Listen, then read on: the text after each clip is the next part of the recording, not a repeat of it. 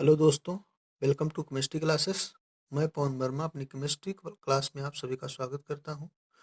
दोस्तों, today will discuss activity and activity coefficient. BSc third year physical chemistry का solution and non solution unit का दूसरा video होगा। इससे पहले हम लोग राउल्ट लॉ पढ़ चुके हैं दोस्तों। तो ये देखते हैं एक्टिविटी और एक्टिविटी कोफिशिएंट क्या होता है।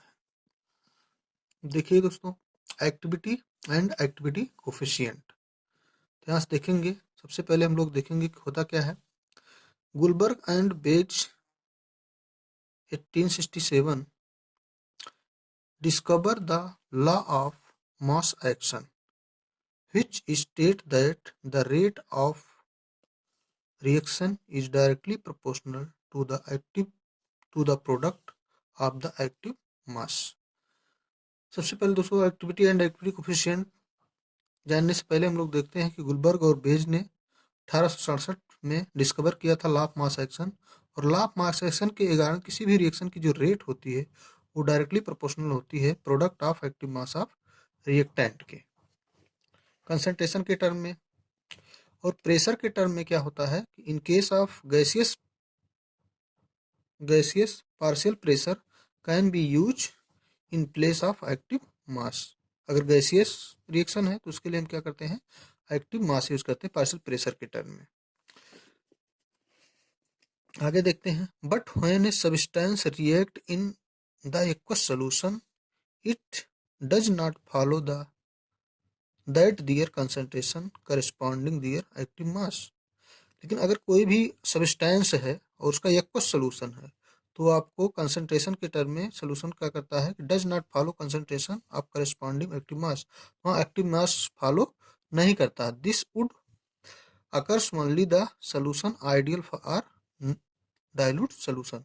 वहाँ केवल आइडियल सॉल्यूशन होता है या फिर डाइल्यूट सॉल्यूशन होता है। तो उस केस में क्या होता है, वहाँ पे एक्टिविटी इन्वॉल्व होती है।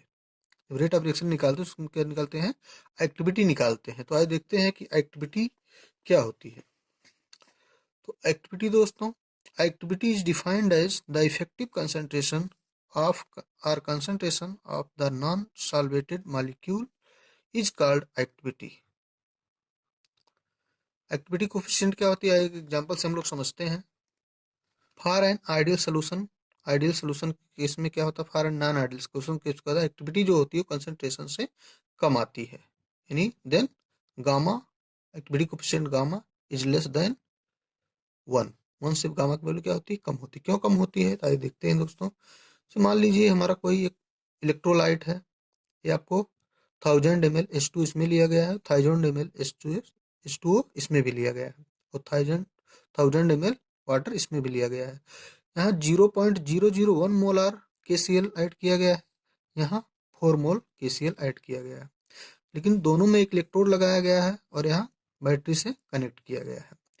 तो यहाँ पर देखा जाता है कि 1 एम्पियर की करंट यहाँ पर भी मिलती है और 1 एम्पियर की करंट यहाँ पर भी मिलती है। ऐसा क्यों होता है, जबकि यहाँ आयन का कंसंट्रेशन कम है और यहाँ आयन का कंसंट्रेशन क्या है, ज़्यादा है।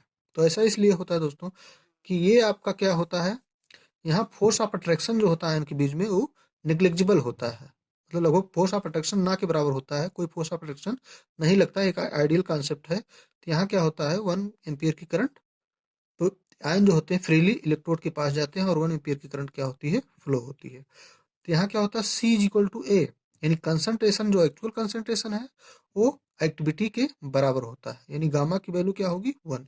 ये केवल आइडियल सोल्यूशन में हो होता है। अगर वो आइडियल सोल्यूशन है तो एक्चुअल कंसंट्रेशन जो होगा वो एक्टिविटी के क्या होगा, इक्वल होगा। लेकिन यहाँ पर देखिए कंसंट्रेशन ज़्यादा है तो हमें एक्टिविटी कोएफिशिएंट का मान ज़्यादा मिलना चाहिए, लेकिन ऐसा नहीं होता। यहाँ क्या होता है, high interaction among plus and minus ion. यहाँ का होता है कि कंसंट्रेशन ज़्यादा होने के कारण क्या होता है, प्लस माइनस में क्या होता है, फोर्स ऑफ अट्रैक्शन ज़्यादा लगता है, इंट्रैक्शन ज़्यादा होता है। इंट्रैक्शन ज़्यादा होता है तो क्या करते हैं, जैसे प्लस आपका क्या है, इलेक्ट्रोड के पास जाना चाहता है, वहाँ माइनस क्या करता है, खींच लेता है। तो यहाँ क्या होता है, आपके जो प्लस माइनस का इंट्रैक्शन ज़्यादा होने के कारण क्या होता है, इलेक्ट्रोड से आयन कम जा पाते हैं, जिसके कारण क्या होता है, यहाँ एक्टिविटी जो एक्चुअल कंसंट्रेशन है आयन का वो ग्रेटर हो जाता है एक्टिविटी कंसंट्रेशन एक्टिविटी से। एक्टिविटीज क्या हो जाता है, ग्रेटर। और ऐसा क्या होता है नॉन आइडियल सोल्यूशन में, यानी गामा जो एक्टिविटी कोएफिशिएंट है उसकी वैल्यू क्या आएगी, लेस आएगी। लेकिन यहीं पर दोस्तों देखा जाता है, और गामा इक्वल टू होता है एक्टिविटी अपॉन एक्चुअल कंसंट्रेशन। और यहीं पर देखा जाता है अगर कंसंट्रेशन और ज़्यादा हाई कर दिया जाए, कंसंट्रेशन को और इंक्रीज कर दिया जाए, मतलब 8 मोल ले लिया गया है 1000 ml में। अब यहाँ क्या हो गया है, वेरी हाई कंसंट्रेशन, और वेरी हाई कंसंट्रेशन में क्या होता है कि रिपल्सिव फोर्स इज हाई, वहाँ रिपल्सिव फोर्स क्या हो जाता है, आयनों में ज़्यादा हो जाता है। जैसे मान लीजिए यहाँ हम खड़े हैं तो हमारे प्लस हैं, तो हमारे पास हमारा निगेटिव आयन भी प्लस आयन, निगेटिव आयन भी पॉजिटिव आयन, पॉजिटिव आयन, तो ये क्या करते हैं, एक दूसरे को रिपेल करते हैं, और रिपेल करते हैं तो क्या करते हैं, ये आयन आपका क्या करता है, इलेक्ट्रोड के पास जल्दी पहुंच जाता है। और यहाँ पर क्या होता है, एक्टिविटी जो आती है आपकी गामा, वो ग्रेटर देन होती है 1 से। इस केस में क्या होता है कि एक्टिविटी आपकी ज़्यादा हो, रिपल्सिव फोर्स आपका बहुत ज़्यादा होता है, एक दूसरे को रिपल्सिव करते बहुत ज़्यादा। जैसे हम मान लीजिए हमारे यूट्यूब चैनल हमारा है, उस पर मान लीजिए 15 सब्सक्राइबर है, 15 सब्सक्राइबर है, और व्यूज क्या हो जा रहा है, 500 व्यूज हो रहा है। हमारा एक्चुअल कंसंट्रेशन क्या है, 500, लेकिन सब्सक्राइबर कितने हो रहे हैं, 15 ही हो रहे हैं, 50 हो रहे हैं। तो यहाँ क्या होता है, उससे कम होता है। लेकिन यहाँ जब बहुत ज़्यादा हो जाता है तो उस केस में क्या होता है, रिपल्सिव फोर्स की वजह से क्या होता है कि आपकी एक्टिविटी कोफिशिएंट ज़्यादा हो जाता है। वही चीज़ लिखा गया है कि एक्टिविटी यहाँ एक्चुअल कंसंट्रेशन से क्या हो जाता है, आपको ज़्यादा मिल जाता है। तो आइए देखते हैं, लिखा गया activity is defined as the effective concentration और concentration of the non solvated molecule is called activity, activity होती है। This concept is given by GN Lewis, इस कॉन्सेप्ट को जीएन लुइस ने दिया था। The term of a by c यानी activity by actual concentration is termed as activity coefficient, मतलब activity upon actual concentration जो होता है उसके रेशियो को क्या हम कहते हैं, activity coefficient, represented by activity coefficient को एफ आर गामा से रिप्रेजेंट किया जाता है। गामा इज इक्वल टू हो जाएगा ए बाई सी, या यहाँ a is equal to gamma c or gamma m भी कहीं कहीं पर आपको यम देखने को मिलेगा, मतलब एक्चुअल कंसंट्रेशन यम मान लिया गया। Perceive the actual concentration and is the active concentration, तो एक्टिव कंसंट्रेशन जो है और एक्चुअल कंसंट्रेशन के रेशियो क्या कहेंगे, एक्टिविटी कोफिशिएंट।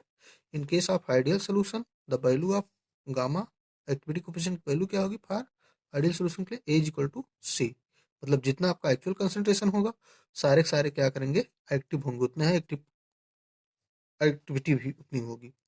लेकिन अगर कंसंट्रेशन आप बढ़ाते हैं तो क्या होगा, यहाँ अगर थोड़ा भी कंसंट्रेशन आप बढ़ाते हैं तो यहाँ क्या होता है, इंटरेक्शन की वजह से एक्टिविटी कम होती है एक्चुअल कंसंट्रेशन से, और करंट हमें कम मिलती है। लेकिन अगर वही कंसंट्रेशन बहुत ज़्यादा बढ़ा देते हैं तो वहाँ क्या, रिपल्सिव फोर्स की वजह से एक्टिविटी कोफिशिएंट क्या हो जाता है, ग्रेटर हो जाता है एक्चुअल कंसंट्रेशन से।